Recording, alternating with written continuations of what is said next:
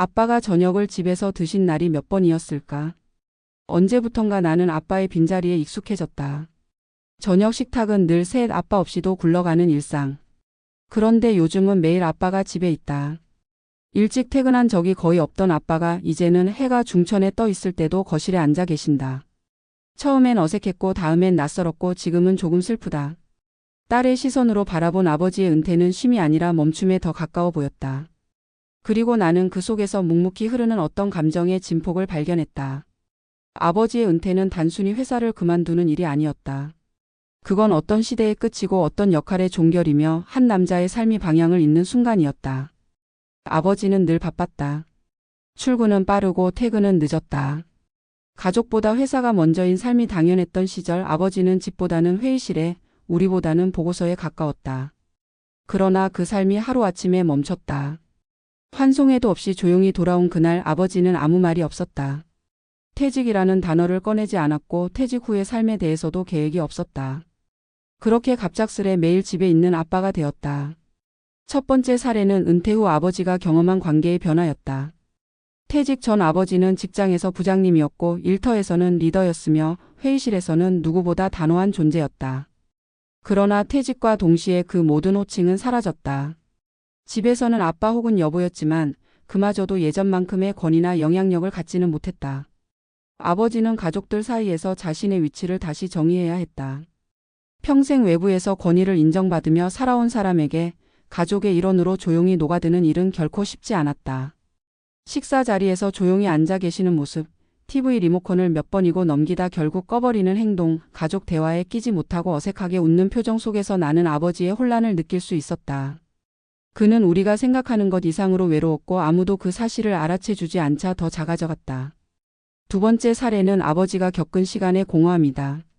정해진 출근 시간이 없고 누구도 자신을 찾지 않는 하루는 처음엔 휴식처럼 느껴졌을지 모른다. 그러나 며칠이 지나면서 아버지는 점점 무기력해졌다. 아침에 일어나 앉아만 계시고 신문을 몇 번이나 읽고 나서도 다시 같은 페이지를 넘기던 모습이 떠오른다. 시간은 넘치는데 그 시간 속에서 무엇을 해야 할지 알지 못하는 표정. 아버지는 종종 이제 나는 쓸모없는 사람 같아라고 말했다. 그 말 속에는 자신이 살아온 모든 세월이 무의미해졌다는 씁쓸함이 배어 있었다. 누구보다 열심히 살았고 누구보다 가족을 위해 희생한 사람인데 이제는 그 누구에게도 필요하지 않다고 느끼는 그 마음. 그 공허함은 아무도 가르쳐주지 않았고 누구도 대비할 수 없었다. 세 번째 사례는 경제적 현실 앞에서의 불안이다. 아버지는 퇴직금을 받았고 국민연금도 받고 계신다. 하지만 가족들은 곧 느낄 수 있었다. 그것만으로는 생활이 쉽지 않다는 것을. 매달 나가는 고정지출, 예상하지 못한 병원비, 그리고 사소하지만 반복되는 지출들.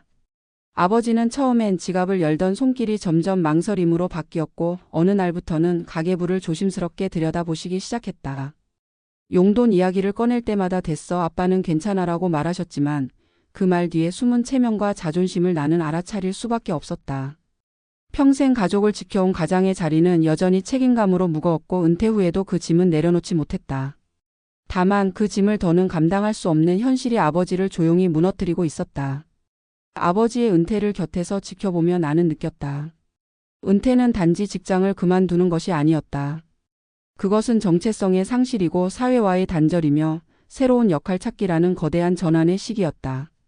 누군가는 퇴직을 자유의 시작이라 말하지만 아버지에게는 아직 자유로 느껴지지 않는 듯했다.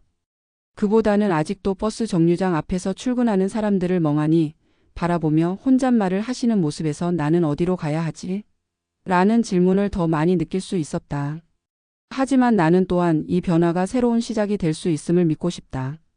아버지의 손에는 아직도 기술이 남아있고 경험이 있으며 누군가에게는 여전히 필요한 지혜가 있다. 가족도 사회도 그 가치를 다시 품어야 할 때다. 그리고 무엇보다 아버지 스스로가 자신을 다시 쓸모 있는 사람으로 받아들이는데 시간이 필요하다는 것을 우리는 잊지 말아야 한다. 이제는 매일 집에 있는 아빠. 어쩌면 우리는 이제야 진짜 가족이 되어가는 중인지도 모른다. 바쁘다는 이유로 나누지 못했던 대화, 함께하지 못했던 식사, 놓쳐버렸던 일상들을 다시 채워가는 시간. 딸의 시선으로 바라본 아버지의 은퇴는 아픔이었고 적응이었고 동시에 작지만 따뜻한 회복의 여정이다. 그리고 나는 오늘도 아빠 옆에 조용히 앉아 그 새로운 하루를 함께 살아내려 한다. 은퇴는 단순히 경제 활동의 종료를 의미하지 않는다. 그것은 사회적 지위의 전환, 정체성의 변화, 그리고 인간관계의 재구성이 한꺼번에 몰아치는 복합적인 삶의 이정표다. 특히 한국 사회처럼 일 중심으로 살아온 세대일수록 은퇴는 곧 존재의 퇴장처럼 느껴질 수 있다. 특히 오랜 시간 가족보다는 직장에서 더 많은 시간을 보낸 가장들에게 은퇴는 단지 시간이 남는 문제가 아니라 삶 전체가 조정되어야 하는 전환기다.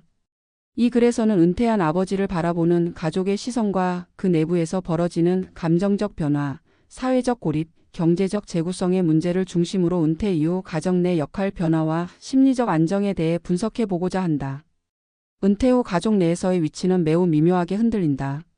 기존의 가정을 이끌던 역할은 자연스럽게 배우자에게 이전되거나 자녀에게 분산되며 이는 종종 자존감의 하락으로 이어진다. 특히 한국적 맥락에서 가장은 집안의 기둥이자 결정권자라는 상징성을 갖는다. 하지만 은퇴와 함께 더 이상 경제적으로 기여하지 못한다는 인식이 자리 잡게 되면 가정 내에서의 발언권도 줄어드는 현상을 경험하게 된다. 가족들은 의도하지 않았더라도 무의식적으로 결정해서 아버지를 배제하거나 의견을 물어도 따르지 않는 경우가 잦아진다.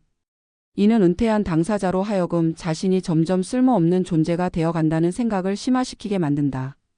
실제로 많은 은퇴자들은 가족과의 일상 대화에서 점점 침묵하게 되고 의견을 내는 일조차 부담스러워하며 그냥 듣고만 있어야 편하다는 태도로 변모한다. 이 시기에 가장 큰 위험 요소 중 하나는 외로움과 무기력이다. 하루 8시간 이상을 회사에서 보내던 사람이 하루아침에 집안에만 머물게 되면 처음 며칠은 휴식 같겠지만 시간이 지날수록 아무도 나를 필요로 하지 않는다는 감정이 깊어지게 된다. 특히 은퇴 초기에는 오히려 가족들과 갈등이 증가할 수 있다. 가족들은 이제 함께 시간을 보낼 수 있다고 기대하지만 은퇴자는 준비되지 않은 생활의 공백에 허우적거리며 자신의 리듬을 되찾지 못한 채 방황하게 된다. 이 과정에서 생기는 감정적 충돌은 때로는 부부 갈등, 자녀와의 거리감, 자기혐오로까지 이어진다. 무엇보다 중요한 것은 이 시기에 감정이 단기적인 것이 아니라는 점이다. 은퇴 후 1년 이내에 적절한 심리적 안정과 사회적 역할을 찾지 못하면 그 감정은 체념과 우울, 그리고 더 나아가 은둔과 건강 악화로 연결될 가능성이 높다. 경제적 측면 역시 무시할 수 없다. 국민연금이나 퇴직금이 있다 하더라도 평균 수명 80세를 넘는 시대에 20년 이상의 노후 생활비를 감당하기에는 턱없이 부족한 경우가 많다. 특히 직장 중심의 생계 구조에서 살아온 이들에게 내가 돈을 벌지 못한다는 사실은 단순한 생활의 어려움이 아니라 자존감의 붕괴로 작용한다. 그 결과 일부 은퇴자들은 가족에게 금전적으로 부담을 주지 않기 위해 지출을 줄이고 본인의 건강이나 여가에 대한 투자조차 꺼리게 된다. 경제적 불안은 심리적 위축을 낳고 이는 다시 사회적 고립을 가속화시키는 악순환으로 이어진다. 그러므로 은퇴 준비는 단순히 돈을 모으는 차원이 되어서는 안 된다. 중요한 것은 역할의 재구성이다. 사회적 의미를 갖는 활동에 스스로 참여하고 새로운 루틴을 만들어내며 가족 내에서도 자신의 존재 가치가 유지되도록 노력해야 한다. 이를 위해서는 가족 구성원 전체의 인식 전환이 요구된다. 은퇴자는 쉬는 사람이 아니라 새로운 삶을 시작하는 사람이다. 그를 단순히 집에 있는 사람으로 치부하지 않고 그동안의 경험과 기술을 활용할 수 있는 자리로 이끌어주는 가족의 역할이 중요하다. 예를 들어 자녀들이 아버지에게 과거 직무와 관련된 조언을 구하거나 가정 내 의사결정에 아버지의 참여를 독려하는 식의 배려가 필요하다. 또한 아버지 자신도 적극적인 자기 주도성을 회복해야 한다. 봉사활동, 취미개발, 동호회 참여, 지역 커뮤니티 활동 등은 삶의 활력을 되찾는 데 중요한 자극이 된다. 무엇보다 중요한 것은 나는 아직 살아있다는 실감을 일상 속에서 회복하는 것이다. 전문가들은 이 시기에 남성들에게 가장 필요한 것은 의미 있는 역할의 회복이라고 강조한다. 그 의미는 반드시 사회적 직책이나 경제적 수입을 동반하지 않아도 된다. 손주를 돌보는 일, 마당을 가꾸는 일, 동네 모임을 주도하는 일, 글을 쓰거나 여행을 계획하는 일 모두가 새로운 삶의 정체성이 될 수 있다. 은퇴는 종착지가 아니라 또 다른 출발점이다. 과거의 역할을 내려놓는 대신 새로운 자기 정의를 만들어가는 시간이다. 그것은 절망의 시간이 아니라 변화의 기회다. 우리 사회는 이제 일하는 사람 중심에서 사는 사람 중심으로 시선을 옮겨야 한다. 일에서 벗어난 사람도 여전히 삶을 살아가는 존재로서 존중받아야 하며 가족은 그 출발점이자 가장 든든한 지지 기반이 되어야 한다. 은퇴한 아버지를 바라보는 딸의 시선은 결국 우리 모두가 공유할 수 있는 하나의 이야기다. 언젠가는 우리 모두 부모가 되고 은퇴하고 새로운 삶의 방식에 적응하게 된다. 그러므로 지금 우리에게 필요한 것은 은퇴자를 위한 연민이 아니라 함께 살아가기 위한 이해와 실천이다. 오늘도 조용히 거실에 앉아있는 아버지의 등을 바라보며 우리는 그 어깨 위에 얹혀있던 지난 시간을 떠올리고 앞으로 우리가 함께 만들어가야 할 시간을 상상해야 한다. 그렇게 은퇴는 가족 전체의 새로운 시작이 된다.